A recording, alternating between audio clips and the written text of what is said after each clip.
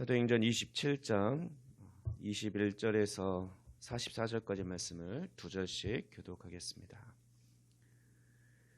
여러 사람이 오래 먹지 못하였음에 바울이 가운데 서서 말하되, 여러분이여 내 말을 듣고 글에 대해서 떠나지 아니하여 이 타격과 손상을 면하였더라면 좋을 뻔하였느니라. 내가 너희를 권하노니 이제는 안심하라. 너희 중 아무도 생명에는 아무런 손상이 없겠고 오직 백분이리라. 내가 속한 바 곧 내가 섬기는 하나님의 사자가 어젯밤에 내 곁에 서서 말하되, 바울아 두려워하지 말라. 내가 가이사 앞에 서야 하겠고 또 하나님께서 너와 함께 항해하는 자를 다 내게 주셨다 하였으니, 그러므로 여러분이여 안심하라. 나는 내게 말씀하신 그대로 되리라고 하나님을 믿노라. 그런즉 우리가 반드시 한 섬에 걸리리라 하더라. 열 나흘째 되는 날 밤에 우리가 아드리아 바다에서 이리저리 쫓겨가다가 자정쯤 되어 사공들이 어느 육지에 가까워지는 줄을 짐작하고 물을 재어보니 20길이 되고 조금 가다가 다시 재니 15길이라. 암초에 걸릴까 하여 고물로 닷넷을 내리고 날이 새기를 고대하니라. 사공들이 도망하고자 하여 이물에서 닻을 내리는 채하고 거룻배를 바다에 내려놓고는 바울이 백부장과 군인들에게 이르되, 이 사람들이 배에 있지 아니하면 너희가 구원을 얻지 못하리라 하니, 이에 군인들이 거룻줄을 끊어버리고 버리니라. 날이 새어가매 바울이 여러 사람에게 음식 먹기를 권하여 이르되, 너희가 기다리고 기다리며 먹지 못하고 줄인 지가 오늘까지 열 나흘인즉 음식 먹기를 권하노니 이것이 너희의 구원을 위하는 것이요 너희 중 머리카락 하나도 잃을 자가 없으리라 하고, 떡을 가져다가 모든 사람 앞에서 하나님께 축사하고 떼어 먹기를 시작하매 그들도 다 안심하고 받아 먹으니, 배에 있는 우리의 수는 전부 276명이더라.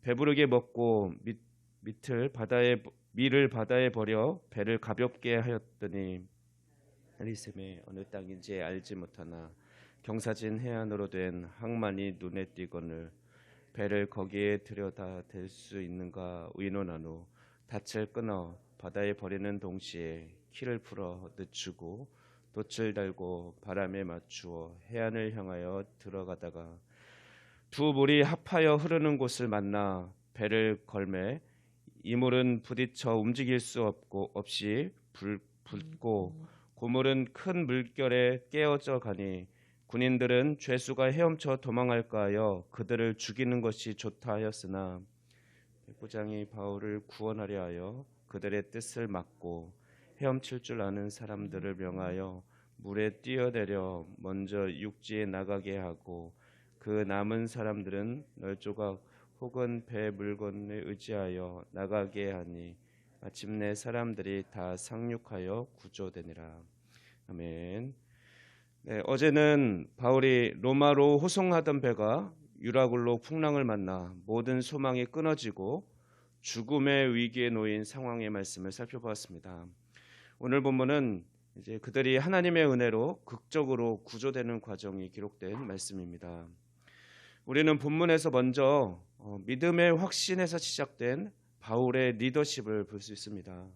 37절 말씀 보면 배에는 모두 276명이 함께 타고 있었습니다. 그렇게 많은 인원이 14일 동안 밤에는 별을 볼 수 없었고 또 낮에는 햇빛을 볼 수 없는 그런 캄캄한 칠흑 같은 시간을 보내야 했습니다. 유라굴로 광풍이 일어나서 파도가 넘실대는 상황 속에서 두려움에 사로잡혀 있었고, 또 33절 말씀 보면 모든 사람이 열 나흘이나 2주 동안이나 굶주렸다라고 기록하고 있습니다.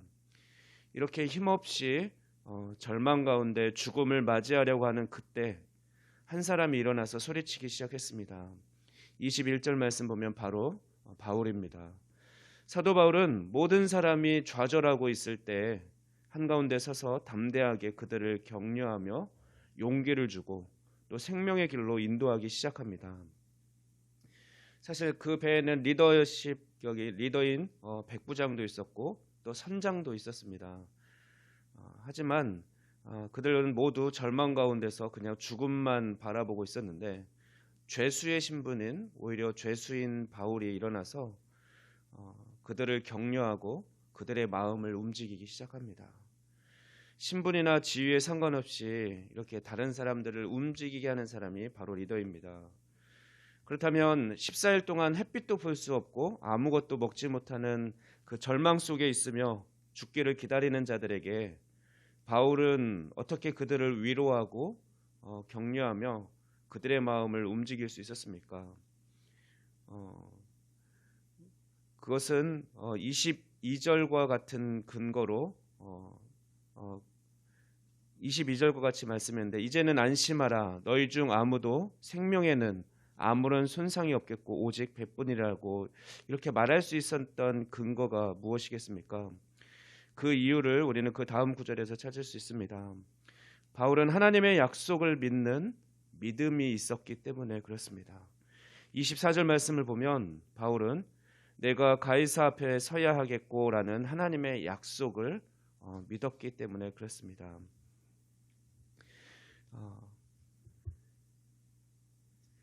25절 말씀 보면 그러므로 여러분이 안심하라 나는 내게 말씀하신 그대로 되리라고 하나님을 믿노라. 하나님을 철저하게 신뢰하는 것입니다. 자신에게 꿈의 사자를 통해서 약속해 주신 그 말씀을 붙들고 그대로 이루어 주실 신실하신 하나님을 믿기 때문에 다른 사람이 들으면 황당할 수 있지만 일어나서 너희들은 죽지 않을 거야. 우리는 모두 살 겁니다. 다만 배만 부서질 겁니다. 이렇게 당당하게 이야기하면서 그들을 위로하는 위로자로 설 수 있었던 것입니다.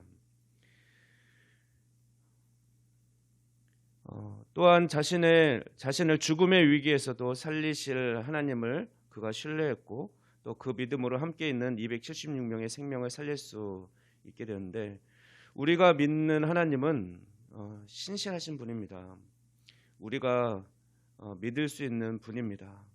그렇다면 우리 역시 바울이 그렇게 담대하게 일어서서 자신뿐만 아니라 함께 있는 276명이라는 다른 사람들을 다시 살리고 그들에게 용기를 줄 수 있었던 것처럼 우리들도 어떤 상황이나 어떤 환경을 두려워하거나 걱정할 필요가 없습니다.